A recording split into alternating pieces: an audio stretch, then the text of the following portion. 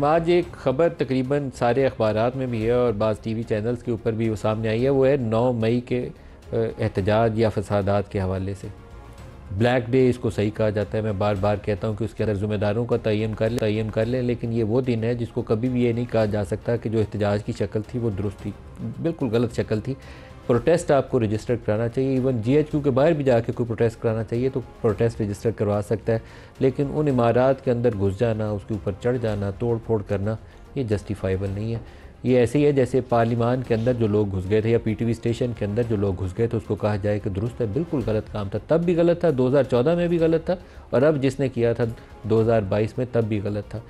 वजूहात की अगर बुनियाद ढूंढनी हो तो फिर दोबारा 2014 में ही जाना चाहिए कि 2014 में इन वाक़यात के पीछे कौन था, प्लानर कौन था, मकसद क्या था। अगर उन वजूहात को तब जान लेते और दुरुस्त तरीके से उसकी इस्लाह कर लेते तो शायद 9 मई ना होता, लेकिन वह पछताए क्या होता वाली बात है। लेकिन 2022 के वाक़यात भी दोबारा ना दोहराए जाएँ, उसके लिए भी उसकी दुरुस्त तरीके से उस तमाम मामले की अंडरस्टैंडिंग ज़रूरी है।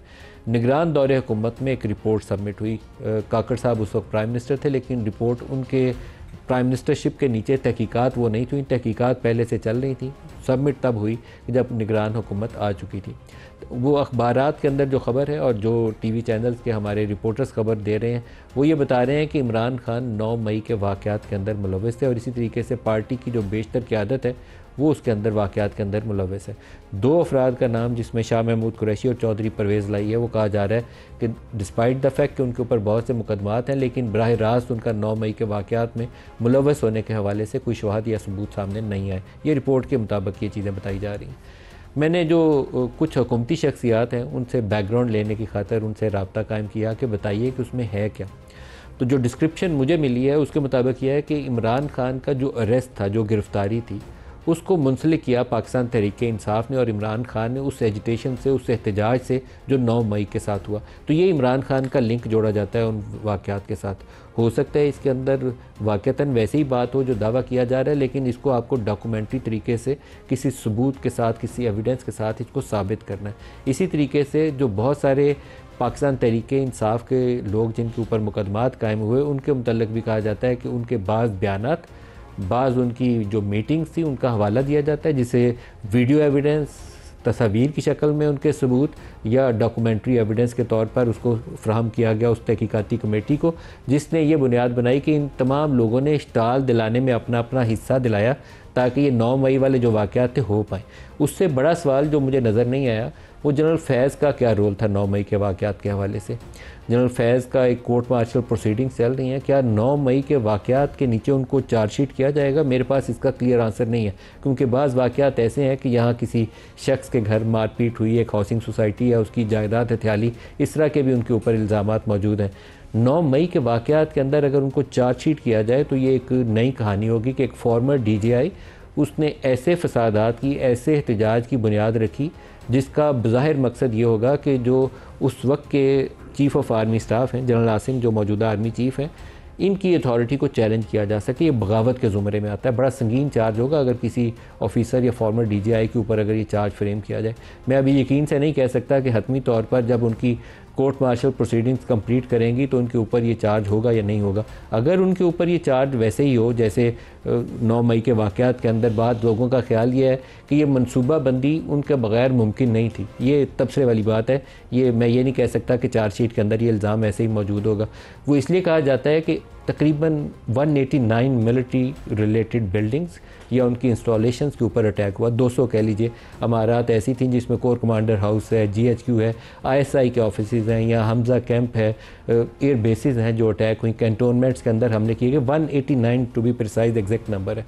तो ये जब तक कोई मिलिट्री माइंड, मिलिट्री का कोई जहन बैठ के प्रोफेशनली इसकी प्लानिंग नहीं करता कि वो टास्क देता है बाकायदा कि मैं जाऊंगा तो कहाँ प्रोटेस्ट करूंगा, आप जाएंगे तो किस तरीके से किस जगह प्रोटेस्ट करेंगे, सारा कुछ पूरे मुल्क में ऑटो पे नहीं चल सकता। तो इसके पीछे कोई मिलिट्री माइंड मौजूद था। तो वो कौन था? यहाँ लोग अपने तबसरे और तजिए में उंगली उस तरफ उठाते हैं, लेकिन जब तक सबूत ना हो तो इतनी ज़िम्मेदार पोजीशन पे बैठे हुए शख्स के ऊपर कम अज़ कम मैं बराह रास्त इल्ज़ाम नहीं लगा सकता कि जनरल फैज़ इसके ऊपर ज़िम्मेदार थे या नहीं थे। इसी तरीके से अगर इमरान की गिरफ़्तारी, उसके नतीजे में वो कहते हैं कि मुझे गिरफ़्तार किया गया, तो प्रोटेस्ट कहाँ होना था? वहीं होना था जिन्होंने गिरफ़्तार किया। ये इमरान खान के अल्फाज हैं, इसको ज़्यादा घुमाने की ज़रूरत पेश नहीं आती। लेकिन क्या उन प्रोटेस्ट का या उन एहतजाज का ऑब्वियस मतलब ये था कि उन इमारतों के अंदर ये लोग घुस जाते, कहीं आग लगाई गई वो कोर्ट कमांडर हाउस के अंदर, तो जाके जो कुछ लोगों ने किया वो तो जब तक लोग इस काम के लिए प्रिपेयर होकर ना जाएं तब तक नहीं कर सकते। तो इसका जो जवाब है रिपोर्ट के मुताबिक वो तो ये है कि ये बड़े चार्ज किस्म के प्रोटेस्टर थे, बड़े वो स्टाल अंगेज़ी थे उनके अंदर, तो उनको तो सिर्फ एक चिंगारी दिखाने की ज़रूरत थी तो ये सारा कुछ हो जाना था। यहाँ लीडरशिप की फेलियर यह है कि इन्होंने उस चीज़ को एंटिसिपेट नहीं किया, इनको उस चीज़ को कंटेन करने की बजाय उसको हवा दी, उससे मामला हाथ में निकल गया और सूरत हाल ख़राब होगी। तो उसका ऑब्वियस रिज़ल्ट जिन लोगों के खिलाफ कार्रवाई हुई है ऐसे ही है, ऐसे ही होना चाहिए था। फैसल वाडा साहब, आप तो ख़ुद PTI का हिस्सा भी रहे हैं और इस तमाम सूरत हाल से आप वाकिफ़ भी हैं। अब आप मुझे बताइए कि 9 मई के अंदर इमरान खान की कितनी ज़िम्मेदारी है, जनरल फैज़ की कितनी ज़िम्मेदारी? बहुत शुक्रिया नदीम मलिक साहब। देखिए, ये पहली दफ़ा तो मेरे से सवाल नहीं हो रहा, आपके हम शो में बहुत दफ़ा ये बात कर चुके हैं। सबसे इम्पॉर्टेंट चीज़ ये है कि देखिए, जिस वक्त तक मैं पार्टी में था, यानी कि 22 अक्टूबर 2022 if I am not wrong, ये तो प्लान का हिस्सा था कि जब भी ऐसा वाक़या होगा, इससे पहले आपको याद होगा कि एक वाक़या हुआ था जिसमें एक्सपेक्ट किया जा रहा था कि बनी गाला के अंदर अरेस्ट होने वाले हैं वो।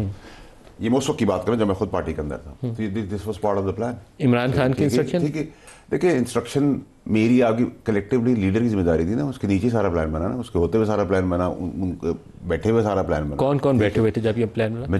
मेजॉरिटी। और मैं सरप्राइज नहीं हूँ कि कुछ नाम आपने अपने इंट्रोडक्शन में दिए, तो आपके इंट्रोडक्शन के जो नाम आए हैं जिनकी जो मुलविस नहीं है, उससे मेरा वो कन्फर्म हो जाता है जो मैंने बहुत पहले कौम को खबर दी थी कि एक धड़ा पाकिस्तान तहरीक इंसाफ के अंदर पुराने चेहरों का आ रहा है, एक नए चेहरों का आ रहा है और एक और आ रहा है।